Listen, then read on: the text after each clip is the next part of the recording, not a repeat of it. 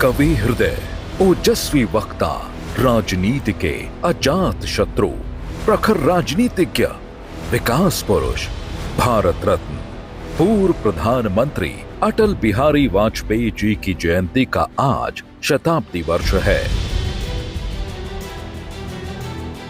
25 दिसंबर 1924 को मध्य प्रदेश के ग्वालियर में रहने वाले एक स्कूल शिक्षक के परिवार में अटल जी का जन्म हुआ।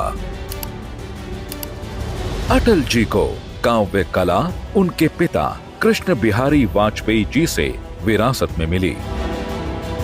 आर्य समाज और राष्ट्रीय स्वयंसेवक संघ की पाठशाला में पोषित हुए अटल जी ने विक्टोरिया कॉलेज में पढ़ाई के दौरान ही राजनीति का ककहरा सीख लिया था।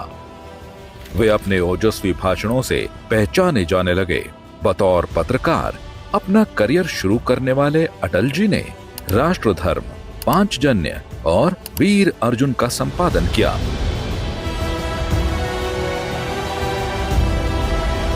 साल 1951 में अटल जी जनसंघ से जुड़े। उम्र के तीसरे दशक के दौरान ही वे राष्ट्रीय राजनीति के केंद्र यानी दिल्ली पहुंच गए थे। अटल जी ने पहली बार 1953 में लोकसभा का उपचुनाव लड़ा था, मगर उन्हें असफलता हाथ लगी। 4 साल बाद हुए 1957 के आम चुनावों में अटल जी ने बलरामपुर से जीत हासिल की और इसके बाद 1967 से 2004 के बीच वे 9 बार लोकसभा पहुंचे। आपातकाल के दौरान अटल जी कई महीनों तक जेल में रहे। 1977 में जब मोरारजी देसाई की सरकार बनी तो इस सरकार के विदेश मंत्री रहे। अटल जी देश के पहले विदेश मंत्री थे जिन्होंने संयुक्त राष्ट्र संघ में हिंदी में भाषण देकर भारत को गौरवान्वित किया था। 1980 में भाजपा की स्थापना हुई और अटल जी इसके अध्यक्ष बने। अटल जी की ऊर्जा और भाषणों के साथ साथ भाजपा की नीतियों ने जनता को पार्टी के प्रति आकर्षित किया। भारत के पश्चिमी घाट को मंडित करने वाले महासागर के किनारे खड़े होकर मैं ये भविष्यवाणी करने का साहस करता हूं, अंधेरा छटेगा, सूरज निकलेगा, कमल खिलेगा। साल 1996 में पहली बार अटल बिहारी देश के प्रधानमंत्री बने। हालांकि इस साल उनकी सरकार कुछ ही दिन चल पाई। अटल जी दूसरी बार 1998 में प्रधानमंत्री बने और उनकी सरकार 13 महीने ही चल सकी। इतने कम समय में अटल जी ने पोखरण में परमाणु परीक्षण कर भारत को न्यूक्लियर पावर बना दिया था। आर्थिक प्रतिबंध हमें आगे बढ़ने से नहीं रोक सके, रक्षा संबंधी फैसले करने से हमें विरत नहीं कर सके, लेकिन परीक्षण के साथ हमने ये भी ऐलान किया कि हम परमाणु हथियारों का प्रयोग करने में पहल नहीं करेंगे। भारत के शांतिपूर्ण रवैये का फायदा उठाकर जब पाकिस्तान ने कारगिल की पहाड़ियों पर कब्जा किया तो अटल जी के नेतृत्व में भारत के वीर सैनिकों ने ऑपरेशन विजय के जरिए पाकिस्तान को मुंहतोड़ जवाब दिया। हम शांति चाहते हैं, ये तो दुनिया ने देखा। अब दुनिया ये देखेगी कि हम शांति की रक्षा के लिए और अपनी शक्ति का भी प्रदर्शन कर सकते हैं। तीसरी बार अटल जी 1999 से 2004 तक प्रधानमंत्री रहे। न सिर्फ पहली बार किसी गैर कांग्रेसी प्रधानमंत्री ने अपना कार्यकाल पूरा किया, बल्कि कई क्रांतिकारी फैसलों से देश को नई दिशा भी दी। अटल जी ने उस दौर में सत्ता संभाली थी जब भारत के लिए परिस्थिति अनुकूल नहीं थी। अर्थव्यवस्था डामाडोल हो रही थी। चीन और पाकिस्तान के साथ रिश्ते तनावपूर्ण थे। पाकिस्तान प्रायोजित आतंकी हमले लगातार हो रहे थे। ऐसे में अटल जी ने न सिर्फ अर्थव्यवस्था को गति दी, बल्कि सामरिक क्षेत्र में भी देश को मजबूत किया। अटल जी के कार्यकाल में सड़कों का जाल बुनने के लिए स्वर्णिम चतुर्भुज परियोजना और प्रधानमंत्री ग्राम सड़क योजना की शुरुआत हुई। देश की आर्थिकी को गति देने के लिए निजी क्षेत्र को बढ़ावा दिया गया। टेलीकॉम नीति भी लागू हुई। शिक्षा क्रांति के लिए सर्व शिक्षा अभियान शुरू हुआ। इतना ही नहीं, उनके प्रधानमंत्री रहते चंद्रयान मिशन को मंजूरी मिली। विज्ञान के क्षेत्र में भारत एक ऊंची उड़ान लेने के लिए तैयार है। मुझे ये बताने में बड़ी खुशी हो रही है कि भारत चंद्रमा पर अपना अंतरिक्ष यान भेजेगा।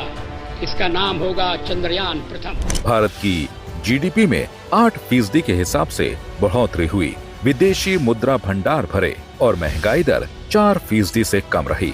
गठबंधन में रहकर सरकार चला रहे अटल जी जब भाजपा के कुछ संकल्पों को मजबूरन पूरा नहीं कर पाए तो उन्होंने ये भविष्यवाणी की थी कि एक दिन इन संकल्पों की पूर्ति होगी। हमें इसलिए दोषी ठहराते रहे हैं कि हम राम मंदिर बनाना चाहते हैं, 370 हम खत्म करने की बात कर रहे हैं, हम देश की एकता कैसे कायम रखेंगे? शादी ब्याह का समान कानून हो, भले ही संविधान में लिखा हो, भले ही सुप्रीम कोर्ट ने मोहर लगा दी हो, आप कैसे कह सकते हैं? अगर आप कहेंगे तो आप देश की एकता के तोड़क होंगे।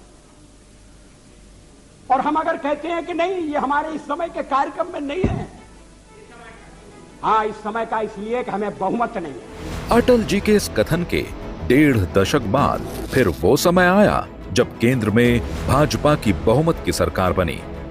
मोदी सरकार ने भाजपा के संकल्पों और अटल जी के सपनों की पूर्ति की ओर कदम बढ़ाए। जम्मू कश्मीर से धारा 370 का पतन हुआ और अयोध्या में श्री राम मंदिर का निर्माण हुआ। शासन को सुशासन तो स्वराज को सुराज में बदलने का जो संकल्प अटल जी ने अपने कार्यकाल में लिया था, उसे बतौर प्रधानमंत्री मोदी जी ने आगे बढ़ाया। प्रधानमंत्री नरेंद्र मोदी जी ने अटल प्रेरणा से बीते 10 वर्षों में सुशासन की ऐसी आधारशिला रख दी जिसका इंतजार देश को दशकों से था। बीते 10 वर्षों से आम लोगों की बेहतरी और कल्याण के लिए काम कर एक पारदर्शी और जवाबदेह प्रशासन उपलब्ध कराने के लिए प्रतिबद्ध रही है।